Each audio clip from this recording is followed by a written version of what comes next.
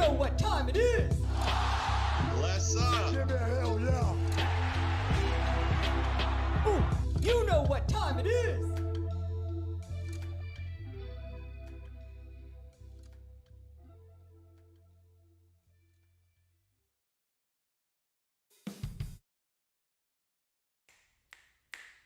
Deuce and Mo, Deuce and Mo, Deuce and Mo. They tell you what they know. Deuce and Mo, Deuce and Mo, Deuce and Mo. The podcast that you know. Deuce and Mo. Deuce and Mo, Deuce and Mo, Deuce and Mo. They tell you what they know.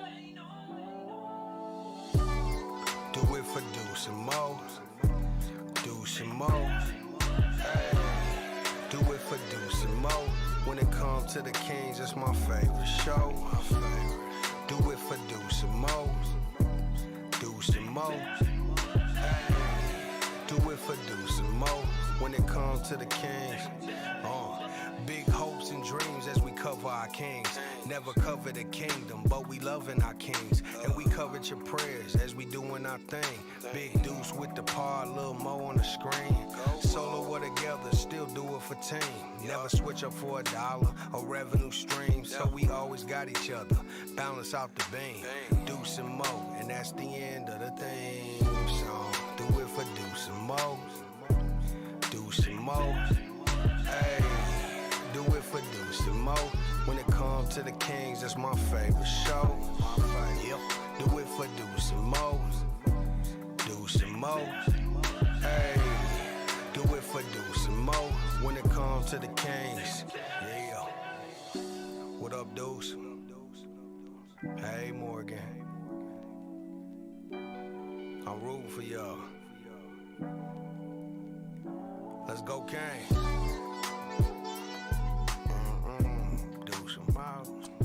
Woo! Welcome in, Deuce Mason, Morgan Reagan, Night Chats, following the Kings' loss to the Memphis Grizzlies. Kings now 0-4. I did want to just start the show today. I was not planning on being here. It's been a really challenging time in my life. You're good. Yeah. So my grandma, has had a myriad of health issues over the last decade, really. And, she's had cancer over the last year, and it's been up and down. And, I saw her a month ago, and it seemed like she was in great spirits, and things were turning the corner. And just a couple of days ago, she went back in the hospital and just progressively got worse. And I got a call this morning from my uncle. Let me know that's not looking good. So I rushed over to Kaiser in Roseville and spent, I don't know how long I was there. I got home during the first quarter of the game and got to say my goodbyes to my grandma. You're good. Oh my gosh. And the reason I want to share this is not because I'm looking to get some cheap pop from the crowd, okay? Give him a hell yeah. Yeah. I wanted to be here tonight for a couple of reasons. One, because I want to be by Morgan. I want to be with you guys. You wanted to get your mind off things a little. And she was so important to my life. I had a really rough childhood. My parents had a ton of issues, but the one area of normalcy I received growing up was from my grandparents. My grandpa passed probably 6-7 years ago now, and my grandma was just always there for us, even though her son was in and out of prison. My father, most of my life, she was always there for us. I got to spend time with her on the weekends, and in third grade, when I want to sign up for basketball, she signed me up for basketball. And I don't remember many times when my parents would go to any of my games, but my grandma was at every single one of my games. Okay.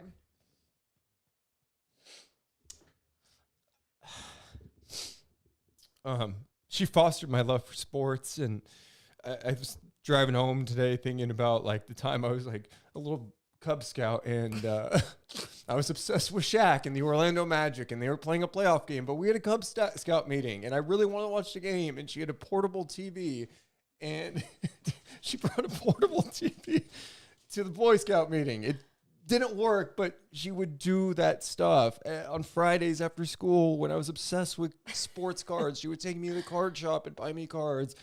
Every single Friday after she got off work, she would do anything for us. And although my childhood had so much chaos, she provided some normalcy for me and allowed me to have some amazing life experiences. And she gave me the confidence to do what I'm doing today. Without her support, without my grandpa's support of many others, but I would not be able to do what I'm doing here today. When I was a little kid who could not say his R's, and I used to tell her I wanted to be on TV or in sports broadcasting, she said, yes, you are going to do it. She was one of my biggest cheerleaders.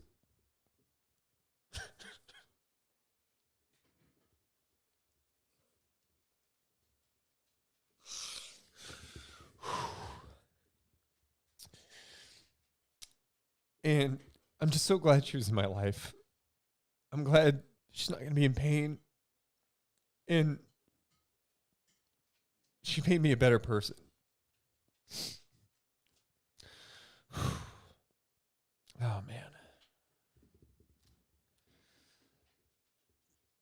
What's wild, too, is to think about, like, there's a couple of constants in my life. Her being in my life, supporting me, and the Kings sucking. Hit my music. Deuce and Mo. Deuce and Mo. Deuce and Mo. They tell you what they know. Deuce and Mo. Deuce and Mo. Deuce and Mo. The podcast that you know. Hey, welcome into the Deuce and Mo podcast. Recording this after another Kings loss. They fall to the Memphis Grizzlies at Golden One Center, 125-110. I'm Deuce. That's Morgan. Hey, Mo, how are you?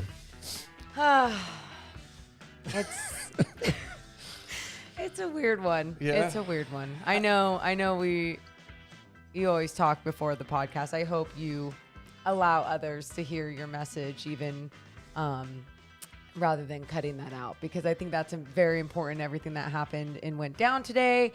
And I think it's so cool when Deuce was like, I was ready to do this by myself. And then after the Kings lost, I was like, oh shit, this is going to be hard. And he was like, I want to be there because this community means so much to me. And thank you guys for always being here and helping us out. But now we got to talk about another Kings loss. The Kings are 0-4. It was Keegan Murray's first NBA start. There was a buzz in the building because King Keegan was going to be in the starting lineup, but a tough competitor came to town. The Memphis Grizzlies and Morgan Reagan got off to a nice start, right? I'm listening on the way home. Kings are up 10. Sabonis is dropping dimes. Harrison Barnes came out strong. Harrison Barnes is back. You guys wanted to bury the guy. All right, that's a little too soon. You guys wanted to bench the guy.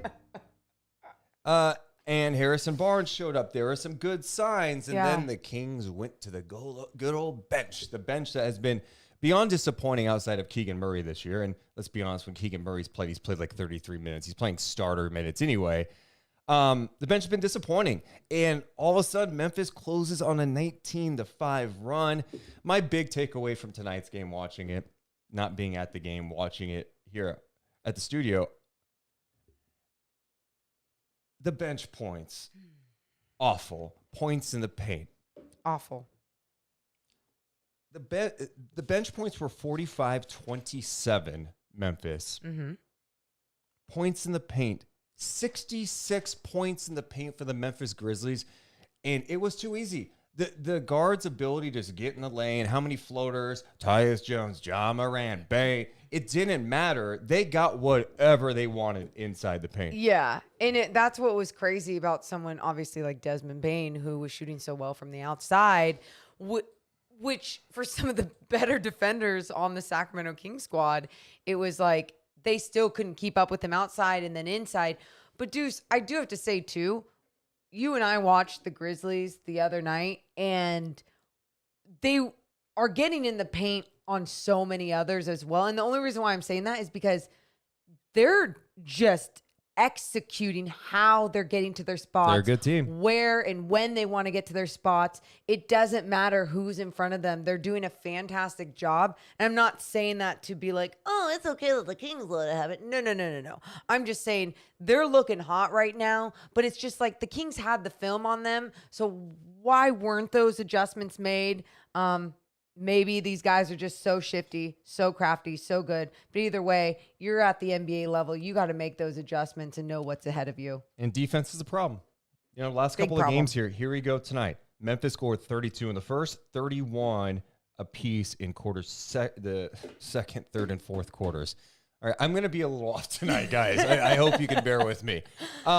Yeah, so defense is a major, major problem. The lack of rim protection is a major problem. The communication at times, it's bad. And the bench, to me, has been one of the bigger disappointments. I know I got pushback from some people before the season when I said, I think the Kings are pretty deep. But the people who push back on me look like they're right. Because early on in the season, I know we're 4 games in, Morgan, but they haven't found who they wanted to play one, right? Like, we're 4 games in. The first guy off the bench tonight was Chimezie Metu. Chimezie Metu, I understand the thought process. Okay, hey, he finished strong. He competed in the final stretch against the Warriors. I don't know if he's your first big off the bench tonight. And maybe it was like, hey, well, they go small. We can kind of match their smallness. Anyway, he plays just under 14 minutes, gives you 2 points. The bright spot off the bench tonight was Malik Monk, and we can talk about some of the bright spots. We'll go there. Davion Mitchell. You need more offense, right? Yep. You need more production. You cannot be getting just absolutely shredded when you go to your bench. Here's what I don't get. When a lot of the bench would come in, what we saw early on, even in the preseason, you saw next man up mentality. The motion offense was still being run. There was discipline to it. People were being patient with waiting for screens, with the way that they were going about their backdoor cuts. So it's confusing when it just seemed like there's been a drop off, and especially tonight, the drop off was there. But I got to give criticism to Mike Brown and the way that he was going about his rotations as well, because not only Chimezie Metu coming off first, I was like, okay, you know your guys, you know your personnel, you know what you're doing. And I also understand that a lot of the bench wasn't being productive, so he had to keep on going down the bench. I totally get that. But at the same time, with a game like this early on, I'm like, is this a time where you just practically leave in so many more of your starters for even longer? And I don't know what you could have done with some of them. Obviously, Sabonis got into some foul trouble, played 30 minutes.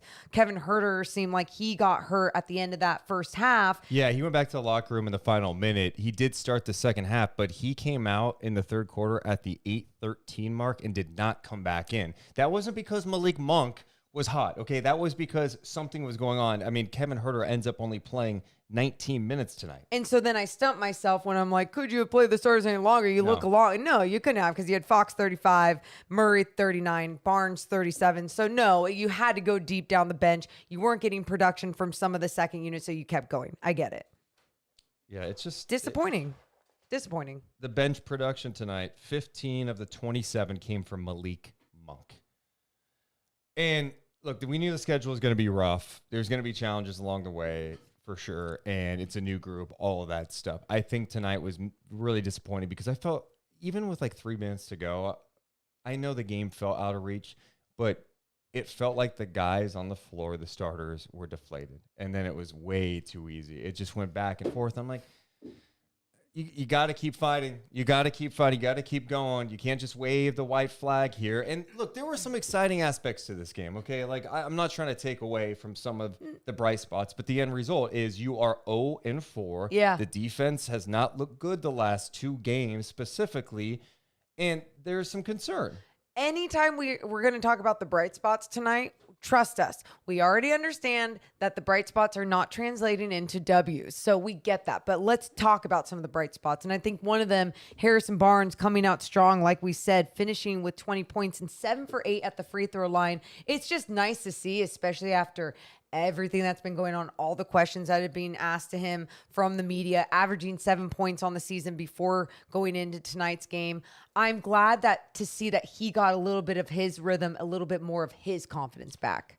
I thought that was huge, and I felt like he looked more of himself in terms of how they were getting him the ball too. It wasn't just he was just chilling. It was, all right, let's run some action for you. Let's get to your sweet spots, like kind of Mike Brown said. He did a good job attacking too. And then you mention it. All right, you get to the free throw line. I had asked him the other day at practice. I was like, you're an 80% free throw shooter. Like, what are you seeing right now? And he said they're just not falling. He said they're not just, he's like, I go up there thinking I'm going to make them every time. I feel like I'm going to hit 90% of them. And so it was good to see him bounce back, because I think if the Kings are going to have any level of success, he's got to be somewhat effective. They don't need him to score 20 points a night, but some scoring output is significant.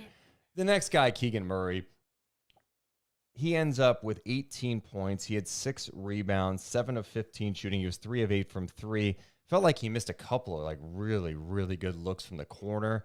He ends up playing just under 40 minutes tonight. I think if you're trying to find a bright spot in an 0-4 start, it is this guy. I mean, you just look at him again and go, he's a player. He did some nice things. Can we talk about the biggest bullshit call in the history of the NBA? He didn't knee him in the balls on purpose. He went up for an effing layup. So for those who didn't see it, Keegan Murray has a beautiful drive. His knee comes up. He got to the basket. He's scoring on a nice little finger roll on Adams, and his knee hit Steven Adams right in the what? Like a straight shot to the and I'm sure it hurts. I'm sure it hurt really bad. I'm not downplaying it. Sure. But the whistle came like after Adams went to the ground, and then Brown decides to challenge it. Which I thought was fine. All right, challenge it. This is so off. You need some momentum right now. They don't. What was that? Well, that was not his natural motion. That's just an unnatural move. Are you kidding? That's an unnatural move. How is that an unnatural move? You guys, it's layup form. It's literally layup form, how you lift your knee up and then you go up like you're a puppet, string attached to your leg and your arm, and boom, you go up. It seemed very like egotistical by the officials to not go and overturn it. So I don't know. That was super strange to me. Obviously, that play did not determine the entire game, though. So after that, they called it unnatural. This was a part of a third quarter that got pretty entertaining, I thought, because the Kings were down at the half. They were down 63-56, but you're like, well, Memphis bench outscored them 23-5. Wait, you still They were 6 of 20. Notes? You're psychotic. Morgan, I was at a hospital all day, okay? I came home, and yeah, you know what? I took some notes tonight on the game. I was not expecting, I was like expecting you to be like very casual tonight. And I was like, oh yeah, like Deuce is like not going to even be good. You know, like I'll lift his spirits. And like, you've lifted my spirits. The hell is this? When you spend an entire day, and by the way, family was there. I mean, yeah, uncles, friends, cousins rolling through. You know, a lot of tears, a lot of hugs, a lot of jokes, a lot of laughs. Like there's, you know, oh, this person's coming. All right, I got to leave for a little bit. You know what I mean? Like there was a lot of that. So when I came home. Yeah, okay. I actually, on the way home, I went, I'm going to go get some nachos. And I got some nachos. Good for you. Deserve nachos. Thank you. I got back and I'm like, I got to watch a game. Let's take some notes. Okay. All right, let's go. So anyway, the third quarter was fun. Okay. I thought it was, it was still competitive, but classic 11-11, make a wish, or AKA Mike Brown call a timeout because there's a blown defensive coverage. He calls a quick timeout. Then one of my favorite plays of the game in that quarter, as I'm rewinding a little bit here, was we need to see more Fox Sabonis pick and rolls because good things can come out of it. They run a Fox Sabonis pick and roll. Keegan cuts from the corner, backdoor, beautiful pass for the jam. It was nice because Sabonis was driving in the paint. He was making something else happen.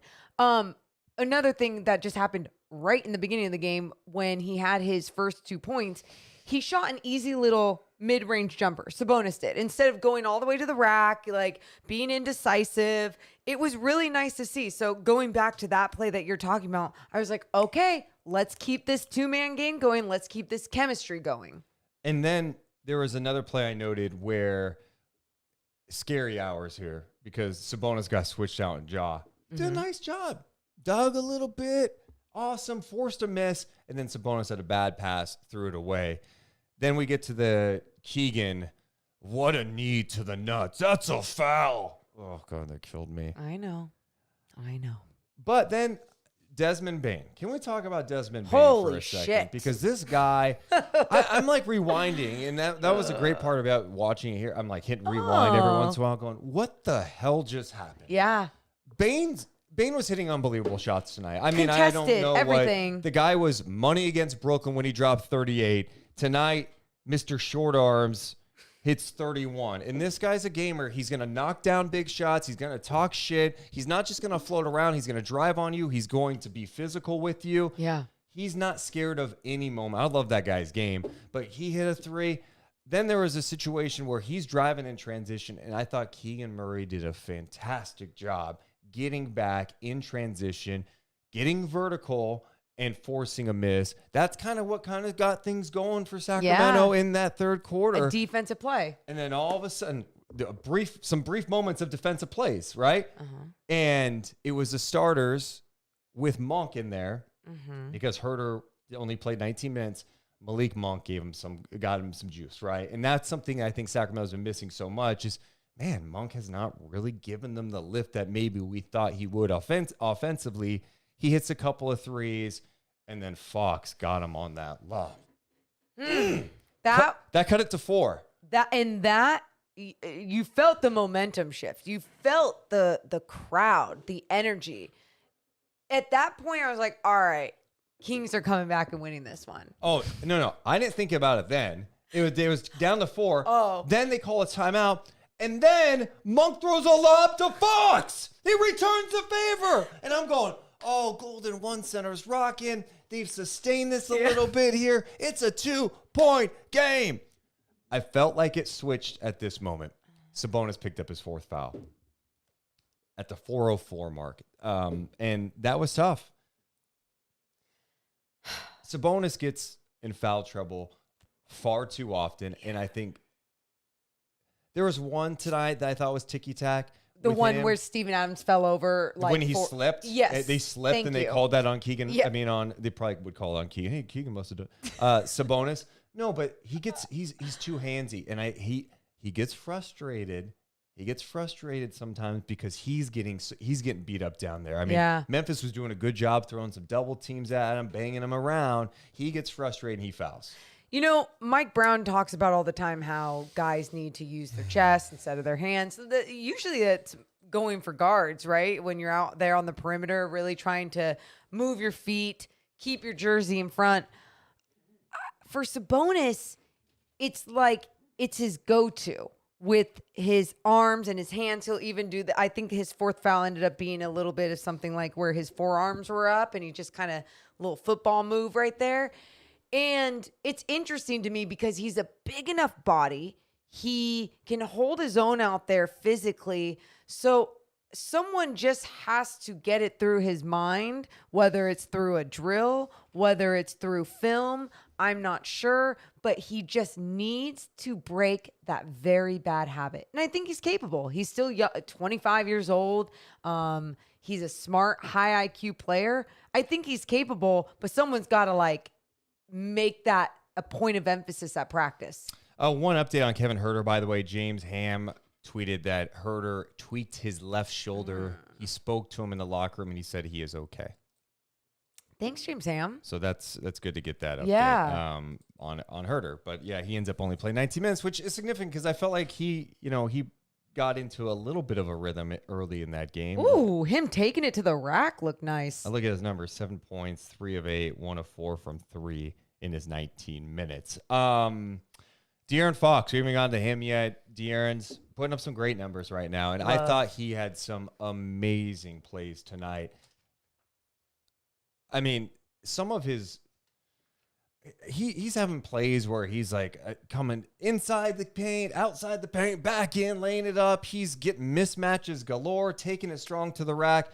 This is the best stretch of basketball I feel like he has played to start a season. Yes. 27 points for him. He also had 6 rebounds in the game. Love this. 2 assists, though. This stat from Will Z. De'Aaron Fox was 9 of 11, 81.8% in the paint tonight. He was getting everywhere he wanted inside. He also averaging 5.8 rebounds per game, 6th most out of all guards. Wow. He averaged 3.9 rebounds last year. So you're just that's seeing, a great stat from It Will Z. is. Thanks, Will Z, always. You're just, again, love seeing the first part, 9 of 11 in the paint tonight, just really understanding how to capitalize on his speed. You saw at times, you had Mike Brown being like, hey, run, like we're going to run 4 push or whatever the hell he was kind of calling out in their motion offense. De'Aaron saw his defender stand up.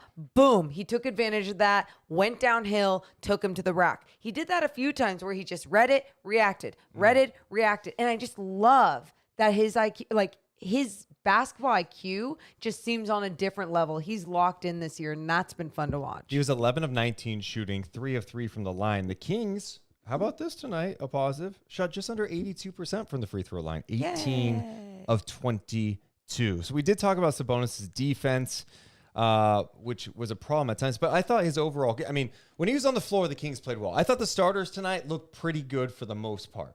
Late, it got a little sketch. He finishes with 11 points, 11 rebounds, 9 assists. He also had 4 turnovers and a steal. But, the problem with him is what you said earlier, the 30 minutes and the foul trouble. And, once he's off the floor, it doesn't seem like this year the Kings have found the person they want to be out there. And in my head, I'm like, before the season, I'm going, Rashawn Holmes. It's going to be Rashawn Holmes. He's going to play well. It's just been so up and down for Rashawn. They haven't found a way to get him going. I think defensively, there's been some miscues with him out there. Then they're going, we can talk about the rotations now. You brought this up a little bit earlier, but Chima Moneki's playing in the same lineup as Chimeze Metu, which I thought that was a big question. I didn't understand that perspective. It's just kind of out of the blue. And then the other thing that jumped out to me is from KZ Okapala. This guy, KZ Okapala was your starter. Yeah. And I know he only played 3 minutes last game, Sure. and it's not like he's playing major minutes.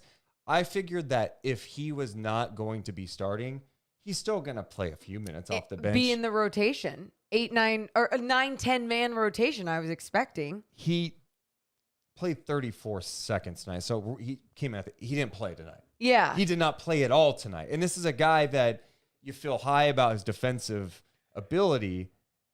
I'm just surprised when you're having defensive issues where guys are able to get into the paint and finish. Why not have a long, athletic guy out there? Especially when we saw him accomplish what he was doing defensively on some of the guys in this league that you're very impressed with. So why wouldn't you shove him out there on a guy like Desmond Bane, who is getting anything he wanted? Slow him down. Use him as someone that can get physical with him. That was really confusing for me on the rotations. And I know we talk about Chimeze Metu and obviously Moneke, and just Terrence Davis as well was someone that we've seen some consistency from in his minutes that he plays. And then tonight Plays about 11 minutes. right. And I'm just a little confused. The bench was bad tonight. And the bench was bad. And I do think Mike Brown is searching right now. I'm And searching he right did now. say before the game he's going to experiment with some lineups tonight. And it's just tough. I guess when you're going in tonight, 0-3, now 0-4. You're searching for the right group, and now you take Keegan. He's not coming off the bench. He's starting. How are you going to work this out? But I'm sorry. Jake LaRavia, super talented guy. My guy Showtime in our Discord loves him. Yeah. Hyped. He was talking about him last year, telling me, hey, you got to watch it. He is super fun to watch. Too many easy looks. And Memphis tonight I felt like they got all the 50-50 balls. I don't know if the numbers match it up. Let's see here. They had 11 offensive rebounds. Okay. Sacramento had 9. Second chance points.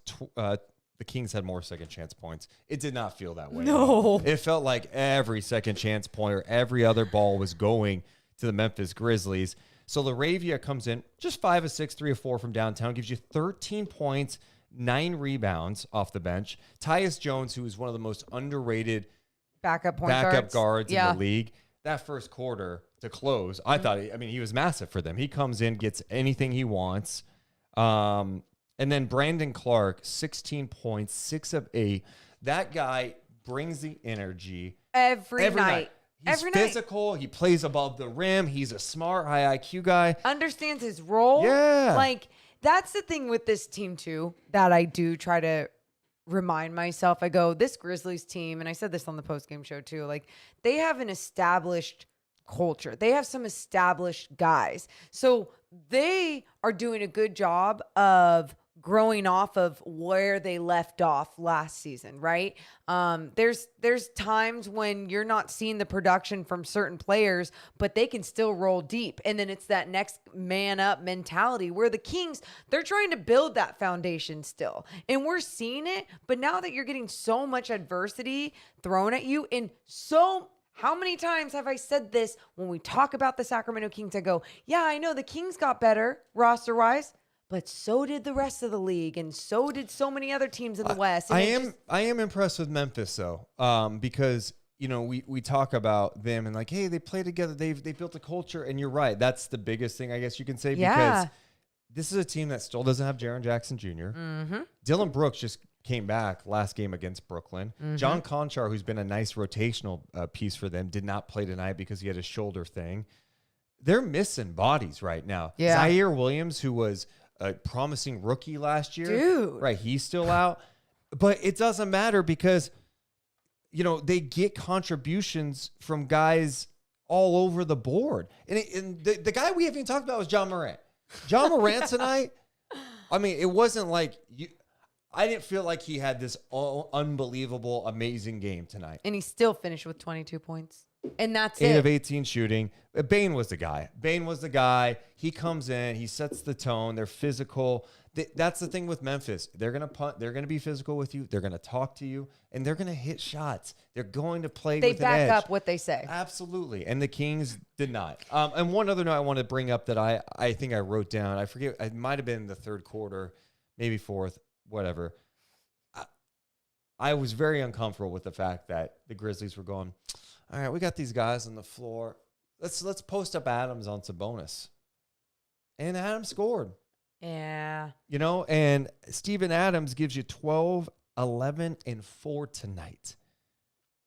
He was really good. He was. And again, watching the Grizzlies the other night, it was like oh shit, they're coming to Sacramento like next, and they're going on. You could tell the way that they were playing wasn't just a fluke, and that every player has bought into the system and to being disciplined and to understanding, look what happened when adversity hit for them in the third quarter. And the Kings went on their little 8-0 run. They answered. They bounced back. They stayed calm. I know. Sorry. I didn't even get to the end of the third quarter, right? What? Because we talked about them cutting it to 2 at the 4:05 mark. Yeah. At the end of 3 is 94-83. And you just felt like at that moment, it's like, well, it's done. The Kings did cut it again. They went on end up going on a 10-0 run to cut it to 99-93. Mm-hmm. And you're thinking, okay, maybe there's some magic in here. Let's go. And it was Bane come down and do. He has Chime Momoneki on him and buries a tough 3-ball. This was actually a tough game to talk about too in the post-game show, because you really just want to give so much love and credit to the Grizzlies and what they've built and how they've grown off that and what type of team that they look like.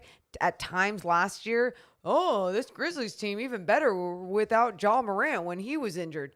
Yeah, they're still really good when he's out there as well. You know, it's pretty insane what they're capable of accomplishing out there as a team. Fantastic job as a team. Just like you said, very physical, very tough. For the Sacramento Kings, you see it there. You saw the flashes in the preseason. In some of these early on games, you're seeing those good moments. And you're like, it's there. But how do you just make it even better? Because you don't have time to be like, okay, I see it, but it's not there consistently. You just don't have time for that shit. You don't. They missed some good looks from three again. They end up shooting 12 of 38 from three. That's 31.6%. On the night, they shot 48%. I mentioned Memphis with 66 points of paint. Sacramento did have 54. I mentioned the 18 of 22 from the free throw line. I'm looking at the guys who missed shots tonight. Huerter 1 of 4. De'Aaron missed 4 threes. Keegan missed 5, and he had some good looks from the corner. Barnes missed 3. Sabonis took 1, missed it. Sabonis has not hit a 3 this year. No. I don't think he's a three-point shooter. I know he worked on it. He's not a three-point shooter. Chimezie Metu took 2 3 balls, 0 for 2. Chimezie Metu in his career is a 30% three-point shooter. He has not made a 3 this year in his minutes. Well, I don't know why you take him. Not only that, though, I thought his shot selection from 3, they were just like, all right, let me get myself going. That was frustrating. Yeah. Take the best shot, not the first shot. He did have one where he did pump fake and drive and had a floater. But loved it. I don't even know if that's his game. You know what I mean? And I think those are the frustrating plays when you look at it. And Monk missed 4 threes as well. So 12 of 38. The Kings want to shoot right around 43s this year. But, 12 of 38, it's a hard number to stomach. I don't know. I'm not going to be too critical of the offense either. They did have 28 assists tonight. The assist number remains high. Love to see it. They score 110 points. The problem is you give up 125. If you're giving up 100, you're not winning any games. You're giving up 125 to Memphis, to Golden State. 125 points is not going to win you games in the NBA. You're not going to outscore teams. It's not happening. You got to change the identity. And it's easier said than done. But I just feel like someone like Mike Brown has the ability to manage this team in the right way. Is everyone doing what they're supposed to do? Deuce and I, even when we were at the Stockton Kings practice the other day, we saw this one defensive drill and one player, and I don't even need to say who, but could not get both feet out of the paint to come and help every single time. And it wasn't like he wasn't physically capable. It just was a mental thing. His understanding and the timing and the geometry of the floor, it just wasn't happening for him. And when you're at this level in the NBA, that was G League practice. If you're in this level at the NBA level, you need to understand that and not screw that up ever, because every time that's a basket for the other team. So Memphis is now 4-1 on the season. The Kings fall to 0-4. To sum it up, the good HB bouncing back, I think, is significant. Loved it. Just not only for the team, but for his confidence, not only to make some shots tonight, be aggressive, get to the free throw line, knock down free throws. He should not be shooting 50% from the free throw line. So for him to knock down 7 of 8, that's more his game. Next, De'Aaron Fox is playing at a very high level right now. I'm getting more and more confident in his ability. That's huge. And Keegan Murray is a bright spot to me. I think Keegan is going to be a player in this league, and that's something to be excited about. And the last one to add to that would be, in my opinion, Malik Monk, in the way that knocking he's out some starting shots. to find his rhythm. And I love to see that for him. Hoping that Kevin Huerter can have a quick recovery, because they need that outside shooting. They need that offense. We should mention that tonight's First Thoughts, presented by our friends over at the Detail Pros of Sacramento. You need your car cleaned. You want it to look sexy. Ooh. You want it to kind of look like Deuce Mason. Okay. Sexy. You see my new skin fade? Yep. We all saw it. Oh, there it is again. You can make your car look sexy by visiting Nick over at the Detail Pros of Sacramento. Schedule your appointment today, because I'm telling you, he does a great job detailing the inside and outside of your vehicle. You can go to thedetailprosack.com or give him a call at 916-340-4317. If you go to him and you go, hey, I heard about you from the Deuce and Mo podcast. Nick is going to give you a free paint sealant worth $125. I used to always think that crap was like such a scam. Oh, I got crap? it. No, because I didn't understand cars and detailing and everything. I got that, and it's like made my car stay looking brand new. So I suggest you hit up Nick. Yeah, hit up Nick at thedetailprosack.com. Okay, so next up for the Sacramento Kings, a weird Saturday game at 3 p.m. against the Miami Heat. Miami, by the way, was in San Francisco tonight, taking on the Warriors. They lost by 13, 123 to 110. Looking at some of the numbers, Butler gave him 27, 8 assists, 6 rebounds. Bam gave him 26, 8, 3 blocks. First team all wagon. Kyle Lowry's off to a slow start. He had 12 points, 8 assists in this one. First team all wagon. Golden State shot 50%, knocked down 18 threes in the game. It's interesting. You see this Miami Heat team, I believe they're 2-4 on the season. Woo! Yeah, you look at that. It's not, when you look at what the Kings are doing, it's not like it's just gonna be easy because they're 2-4 on the season. Established culture. They have veteran guys. They have star players like Bam Adebayo, a rim protector, a fantastic defender. It's going to be another tough one for the Sacramento Kings. So that's why I'm just looking forward to the one after that. What's that? Charlotte. At this point, when they're 0-4, it's hard to see them win a game. Look, I'm going to read the poll question. I put a poll question up tonight. Okay. How concerned are you right now with the 0-4 start? Uh-huh. The options vary. Panic button. Too soon, new group, new staff, and the last one was I'm getting nervous. Ooh. The leader, 38% of people say too soon, new group, new staff. Okay. Next is I'm getting nervous at 35%, and very hit the panic button is at 27%. Where do you fall in this? I was hoping area? you weren't going to ask. I think it's just a bad day all around. So I'm in that I'm getting nervous range. I've just felt anxious after seeing how this one ended. I really wish they battled it out until the end. And I get it. Some nights you're just not going to have it. But when you're 0-3 going into this one, it's like you gotta change things up. I think I'm in the I'm getting nervous category. And So it's we're just the both- bench play. Vote. It's the bench play. It's the dramatic drop off when you go to your bench, and then the defense where you've seen some signs. Like, I'm encouraged by Fox's defense too. He had a play in that third quarter where Morant was dishing it to Clark, and he knocked it away, read it perfectly. That led to the lob to Malik Monk.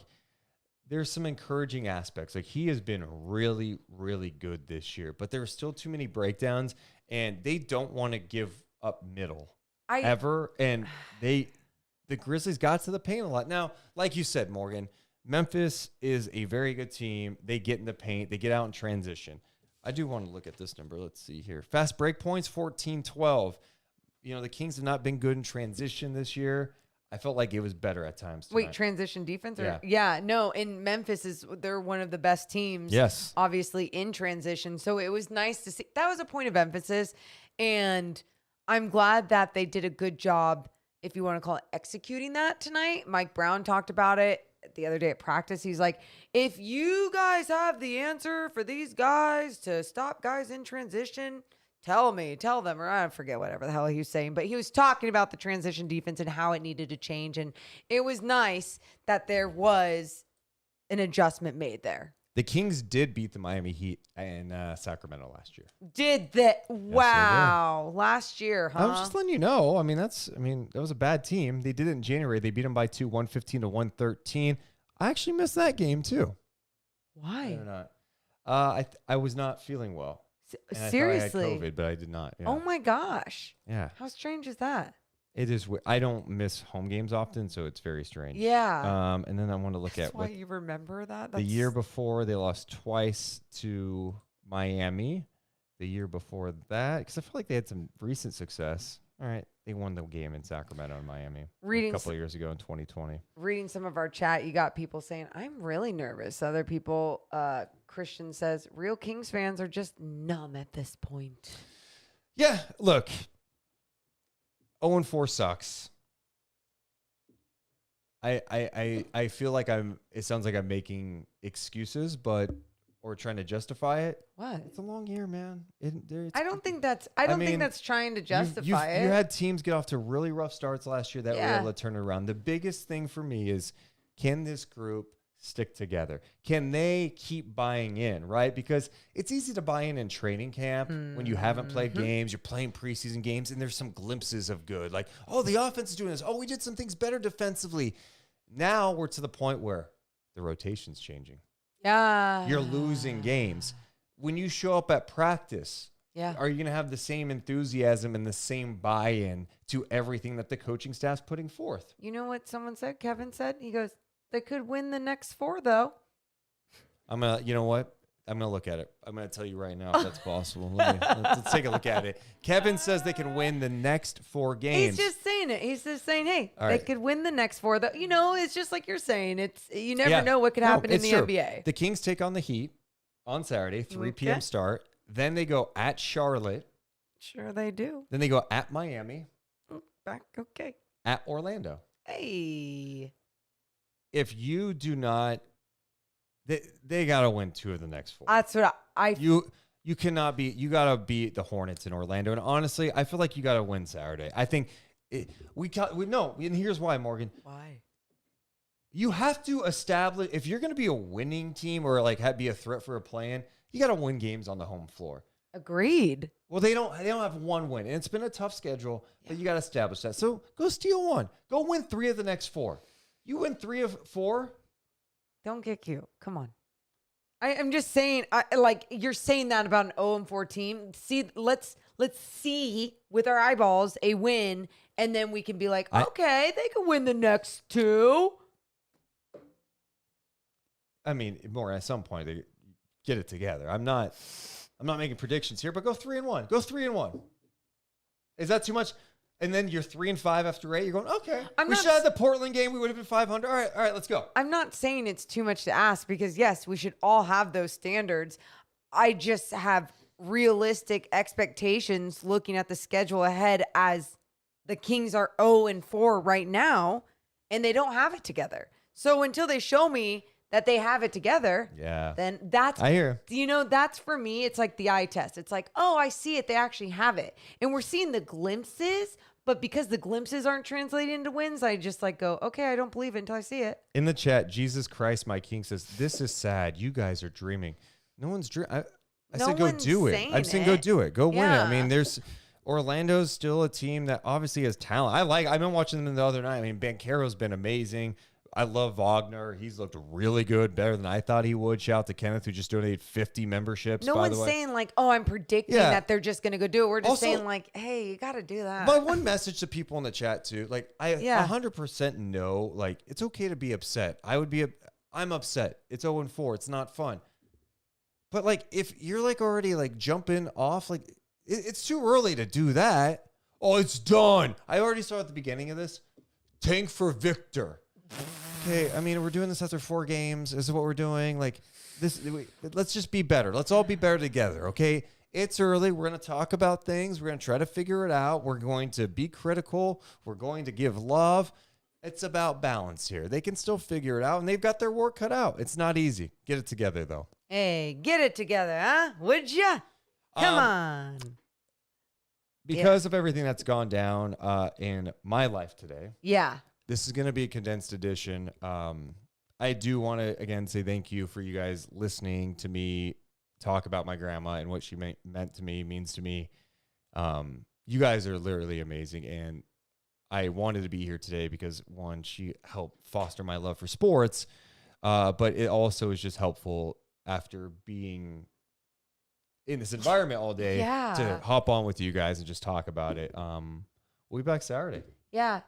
We can't thank you enough because and I think I speak for a lot of us, we need you after some of these games. No, truly, like the way that you drive, obviously this show, and I know I'm obviously a huge part of it, but I truly couldn't do this without you at times during these tough times. You're just so resilient, and I appreciate you so much. So thank you. Well, thank you. And we Thank all you. love you, Deuce. We all love you. Well, I love most of you guys. No, but seriously, And thank we you. love Judy. Love Yes, Judy, yes. his grandmother. Just one thing, like Yeah. What? it is just life is just crazy. It's You know? weird. It's like I was even talking to my uncles about it Death today, is and weird. she's just like, last week, just fine. Yeah. She gets to the hospital, it's like the hallucinations and like seeing, and then today just not talking. Yeah. And, it's tough, and it even talking to my cousin, she was like, I had some regrets just not, seeing her lately. And I kind of felt the same way, but we, it happens, it's life, and you just try to remember all the good times. We had so many good times together. That's what I was gonna say. Together. It's so cool that you do get to say that you had such a great grandma that meant so much to you, because there's so many people that don't get that relationship, whether it's with their grandparents or their parents. And I know you obviously don't get that with your parents. So I'm just so happy that you had that with some adults in your life as a child. And I just think that's so cool. And she's so special, and your love for one another was so special. And I'm so glad I witnessed some of it. Yeah. I'll miss like that every year on my birthday, leave a voicemail on my phone singing me happy birthday. No, she was a good one. And yeah. Life is weird. Well, we will be back on Saturday. Talking Kings Heat. Hopefully it's a Kings win and we can take a deep breath.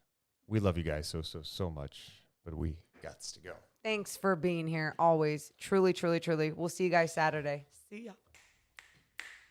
Deuce and Mo, Deuce and Mo, Deuce and Mo. They tell you what they know. Deuce and Mo, Deuce and Mo, Deuce and Mo. The podcast that you know. Deuce and Mo.